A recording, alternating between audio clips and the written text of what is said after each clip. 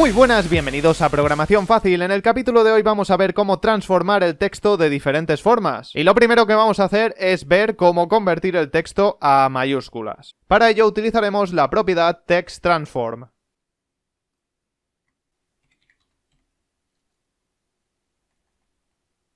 Y le vamos a dar un valor de uppercase. El resultado es un texto completamente en mayúsculas. Para las minúsculas utilizaremos la misma propiedad con valor lowercase.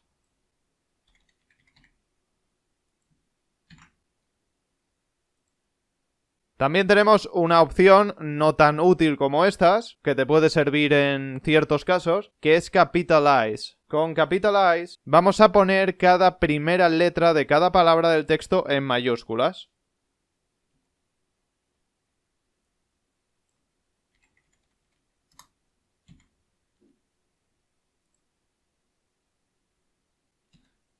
En este caso queda muy absurdo, pero puede que se te ocurra algún caso para utilizar este capitalize. Por ejemplo, un texto que contuviese 50 nombres propios que estén todos en minúsculas. Y así no tendrás que hacerlo a mano. Pasemos a ver algo bastante más interesante, que es cómo añadir sombras al texto mediante CSS. Ya he dicho en algún capítulo anterior que todas estas propiedades de tipo texto que estamos utilizando sirven para cualquier etiqueta de tipo texto. Y por lo tanto vamos a cambiar ya la P de párrafo y vamos a utilizar otra etiqueta como es H1. Pero es importante que sepas que todo esto lo puedes utilizar con cualquier texto, no solo en párrafos. Vamos a darle un poquito de estilo a este texto antes de aplicar la sombra. Una fuente de 50 píxeles. Font family Calibri, por ejemplo. Y color blue. Para añadir la sombra tienes que utilizar la propiedad TextShadow. Y aquí le vamos a añadir dos valores. Vamos a probar primero con 3 píxeles.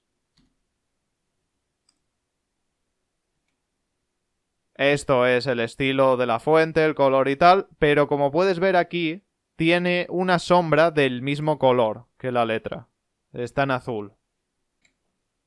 A esta sombra le puedes aplicar el color que quieras, si no quieres dejarlo así por defecto, que no queda nada bien.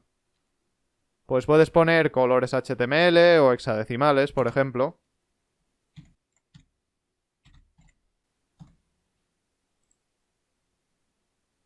Y de esta forma le podemos dar un color a la sombra. ¿Y para qué sirven estos dos valores de aquí en píxeles?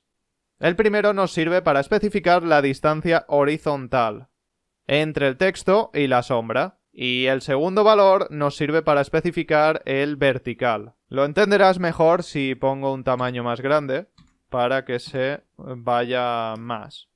En este caso, el vertical con 30 píxeles lo que hace es desplazar de arriba a abajo. Y el horizontal, pues eso mismo, lo hace en horizontal. De izquierda a derecha. Y así con esto puedes ir ajustándolo como quieras y hacer todas las capas que quieras. Ahora veremos cómo. Pero antes veamos cómo añadir una especie de difuminado a la sombra, para que se vea borrosa. Esto lo haremos con el valor de Blur Radius según la referencia de CSS, que se utiliza añadiendo un tercer valor aquí. 15 píxeles. Y nos queda difuminada de esta forma. Cuantos más píxeles le pongas, más difuminado tendrá. Pero como siempre, esto es relativo al tamaño del texto. Si la fuente es de 500 píxeles, la sombra ya no está tan difuminada. Y también queda colocada bastante más cerca de lo que quedaba con una fuente pequeña. Ajustemos este difuminado mejor al texto.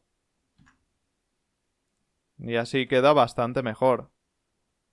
Si quieres centrar el difuminado, lo tienes que hacer poniendo estos valores en 0. Y así queda lo más centrado posible al texto. Aquí podemos ponerle menos difuminado y se ve un color más sólido, por así decirlo. Lo que pasa que no se extiende tanto.